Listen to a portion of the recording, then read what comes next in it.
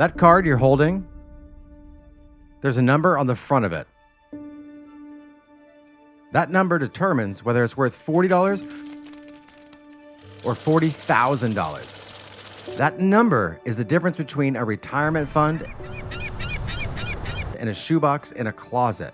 That number is the reason people spend tens of millions of dollars every year submitting their most valuable cards to a single company in Santa Ana, California. That number is supposed to mean something. This is a video about what happens when it doesn't. Before 1991, the trading card hobby ran on trust.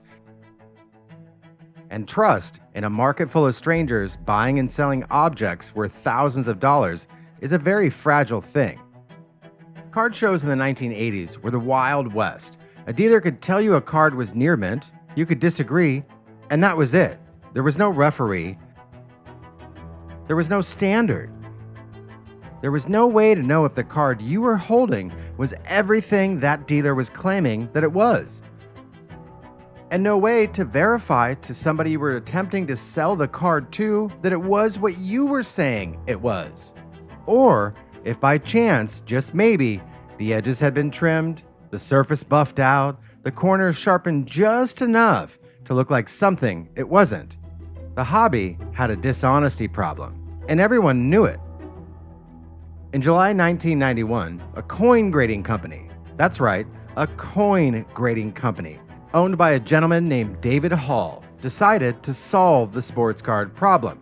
Hall, who was already running PCGS, that stands for Professional Coin Grading Service, which had brought standardized grading to rare coins, thought to himself, I'll solve the entire sports card problem. He understood the concept. Take a subjective object, apply an objective standard, seal it in a tamper-evident case, and give collectors certainty in a market built on uncertainty. He called the new company PSA, Professional Sports Authenticator. The pitch was simple. PSA would be the neutral third party. They would not buy cards. They would not sell cards. They would only grade them, objectively, consistently, and with no financial stake in the outcome. They were supposed to be the referee with no team. That was, of course, the promise. Now, when it comes to PSA, all the things you have heard about, all the rumors of shady things happening, all the issues PSA has had, every one of those issues has also been had with their original parent company, PCGS, the coin grading company. That company has had a long, long history of very shady things happening, and it's well documented. The very first card PSA ever graded was a 1909 Honus Wagner, cert number 00001. There might be a few more zeros in there. It was the rarest card in existence. PSA graded it an 8, near mint, the highest grade any Wagner ever received. It's the highest grade any Wagner has received to this day. The hobby instantly took notice. This was the card that launched PSA into the stratosphere. Everyone thought, that's a system that must work. But there was a problem. PSA's own grader, Bill Hughes, the man who personally examined that card in 1991, later admitted in an interview with the New York Daily News that he knew the card had been trimmed when he graded it. His words were, I was aware it was part of a strip. We were aware of that when the card came to PSA and I graded the card. The first card PSA ever graded, the card that built the entire company's reputation and launched the entire modern grading era, was a trimmed card. They knew it, and they graded it anyway. That card today still sits in the original PSA 8 slab. It's never been regraded. The dishonesty has never been corrected. The referee of the entire grading game called the very first play wrong and kept refereeing. For the next 25 years, PSA grew into a monster nobody could have predicted. eBay arrived in the late 1990s and then changed everything. Suddenly, you could sell a card to anyone, anywhere, And the one thing that made a stranger trust another stranger on the internet was a PSA slab. A tamper-evident case with a number meant you didn't have to trust the seller. You trusted the grade. You trusted PSA. PSA processed 1 million cards in a single year for the first time, then 5 million, then 10 million. Then, during the pandemic boom of 2020 and 2021, the backlog got so catastrophic they suspended most of their services entirely. They were simply unable to keep up with demand. The hobby had never been bigger. PSA was at the center of it all. PSA's own CEO stated at an investor conference that in many cases, cards received their grade in approximately 30 seconds. 30 seconds.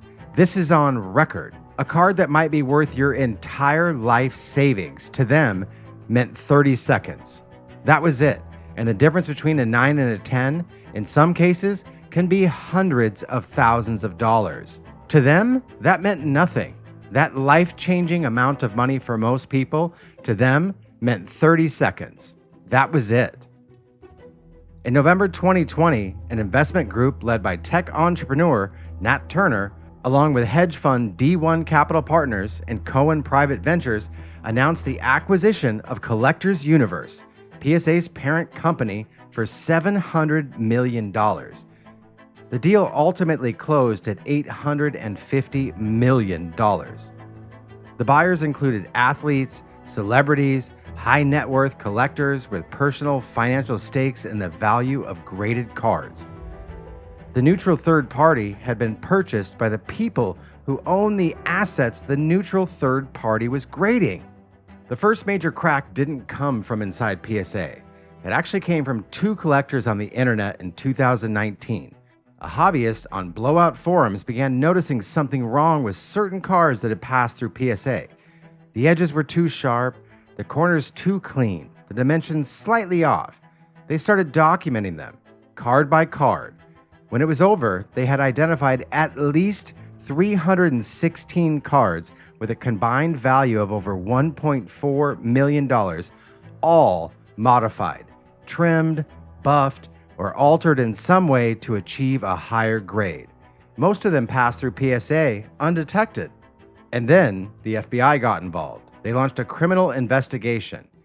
At the center of it was PWCC, at the time, the largest card seller on eBay with over $60 million in annual sales. The alleged pipeline? A card doctor who would acquire lower graded cards, alter them, then resubmit them to PSA, receive higher grades, and sell through PWCC at fraudulent prices. PSA, as usual, accepted no public responsibility. Their CEO said that the graders couldn't be expected to catch every alteration. They're just humans looking at collectibles. And PSA kept on grading. In December 2025, a collector submitted approximately 30 identical modern Pokémon cards to PSA. Most came back PSA 9s.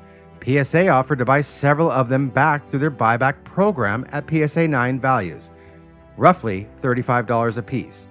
The collector accepted. Then he checked the PSA registry, and he noticed something weird. The same certification numbers, the same cards PSA had just purchased from him at PSA 9 prices, now showed grades of PSA 10 on 11 of them. And again, the difference between a PSA 9 and a PSA 10 is not a couple of dollars. Depending on the card, it can be tens, if not hundreds of thousands of dollars. PSA said a senior reviewer had upgraded the cards during an internal quality control check. Pay attention to that. This is an ongoing theme with PSA. Something else to consider when grading with PSA is that when you mail your collection to PSA, you assume it's protected. PSA's own marketing has suggested as much. What most collectors don't know, and what only came to light later through a lawsuit, is that PSA admits it carries no insurance on the cards in its custody. None. A poor collector discovered this the hard way when a rare Kobe Bryant rookie card was allegedly damaged or switched entirely during the grading process. He sued. PSA's response in court was that they didn't have insurance coverage for cards in their possession. despite years of language suggesting otherwise. The card was gone, the coverage did not exist, and the company that built its entire reputation on being the safest place to send your most valuable assets had no answer for it. And once again, PSA called it an error. This is a company that grades your cards in 30 seconds or less, admits it carries no insurance on the cards while they're in their possession, buys back the cards for you at a price they set, and then relists it at a higher grade using numbers they also control. PSA grades the cards. PSA buys the cards. PSA relists the cards.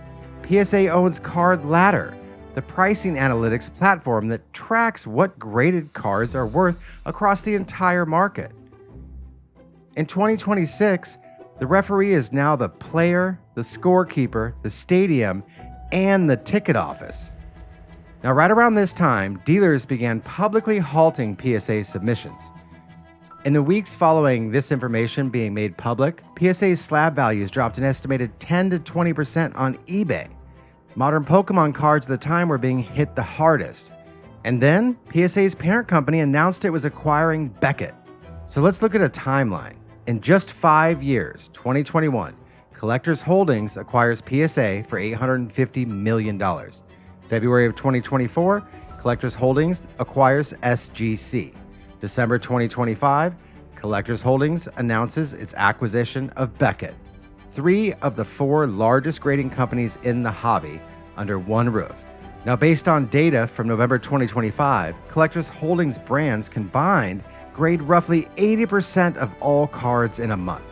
One company, 80% of the market, grading cards, buying the cards, setting the prices, owning the data, selling the cards. On December 19, 2025, 4 days after the Beckett acquisition was announced, Congressman Pat Ryan of New York wrote to the Federal Trade Commission demanding an antitrust investigation. His letter stated that through serial acquisitions effectively dismantled market competition, and that its vertical integration created severe conflicts of interest. A private antitrust lawsuit was subsequently filed in California seeking forced divestment. The FTC investigation is currently still ongoing. But here's what this all adds up to. PSA was built on a single idea, that an independent third party with no financial stake in the outcome could bring trust to a market that at the time had none. The idea made them billions and billions of dollars. But the independence was always fragile. The grader who graded the very first card knew it was altered and graded it anyway. 30-second grades given on million-dollar assets. A parent company purchased by the people who own what's being graded. A buyback program that acquired cards at one grade and relisted them at another. The acquisition of every major competitor until there were none left. At what point does the referee become the game? This is not a story about a bad actor. This is a story about a system designed for trust and repurposed for profit, and what that means for every card in every slab in your collection right now. The number on the label is only as meaningful as the integrity behind it. And integrity, as it turns out, does not come in sealed plastic. So what do you do with this information? Let me tell you what most people will do. Nothing. They'll watch this video, feel a bit of anger, leave a comment, maybe, and then they'll send their next submission to PSA anyway. Because PSA is convenient. Because PSA is what everyone uses. Because changing behavior is hard, and the system, even a broken one, is familiar. That is exactly how a monopoly survives. Not because it's good, because leaving it is simply uncomfortable. But here's what the data really tells you if you're willing to look at it honestly. Every dollar you spend on PSA grading fees is a dollar that funds the buyback program that just ripped off that collector. Every PSA slab you buy on eBay is a transaction that validates their population reports, their pricing data, their market control. Every submission you make goes into a system that is admitted it carries no insurance on your card, that grades your cards in 30 seconds, that can buy back your cards at one price and one grade, regrade them, and then list them at another and get a higher profit off of your card. You're not just a customer. You are the product. Your trust is the inventory they are selling. The question is not whether PSA is done wrong. The evidence answers that 100%. The question is what the hobby looks like if collectors decide that trust has to be earned and not assumed. Competition and grading existed for a reason. Beckett graded differently. SGC graded differently. The existence of alternatives forced accountability. When a PSA grade felt wrong, you had somewhere else to go. When PSA raised fees, you had leverage. When PSA made an error, you actually had some options. The competition is now almost entirely gone. One company bought it, and the hobby let it happen right before their eyes because no one in this hobby seems to ever want to pay attention. The antitrust investigation is ongoing. The California lawsuit is moving throughout the courts. Congressman Pat Ryan is on record demanding intervention. But the federal process always moves slow, and the market moves every single day at lightning speed. By the time any regulator ever acts, the consolidation will be so complete that unwinding it basically becomes structurally impossible. The window for this hobby to self-correct is not years away. It's right now. And here's what doing something actually looks like. It looks like researching other grading companies that are still out there and understanding what they actually offer. It looks like being honest with yourself about whether the red label on a slab is worth more to you than the integrity of the system that put it there. It looks like having a conversation in your local card shop, in your Discord servers, in my private members area, in your comment sections about what this hobby is supposed to be and who it's actually supposed to serve. It doesn't require you to boycott anything. It doesn't require a movement. It requires collectors who understand that every purchasing decision is a vote. And right now, most of the hobby is voting for a system willingly that has spent 30 years proving it does not deserve your trust. The number on that label is only as meaningful as the integrity behind it. PSA was founded because the hobby had a dishonesty problem. The hobby has a dishonesty problem right now, and PSA is one of the biggest issues. But the dishonesty doesn't stop at PSA. All throughout this hobby, it is rife with dishonesty and people trying to take advantage of other people. That's why I wrote a 370-page complete guide to Pokemon TCG investing so that you can learn everything you need to know to avoid being ripped off in this hobby. When the largest grading company in the hobby is the one that is the most dishonest, you know the hobby has a dishonesty issue, and that is exactly why I wrote the book. Currently a #1 bestseller on Amazon, and it's also available for cheaper on my website as an ebook, thetcgautopsy.com. And if you want to support the channel and help me keep making videos, consider signing up for Patreon. I have a large private Discord where we do group openings every Friday night with prizes, and it really helps me keep making these videos. I would sure love to see you over on the members area. Consider going over to Patreon and joining up for a membership. Hope to see you on the members area soon.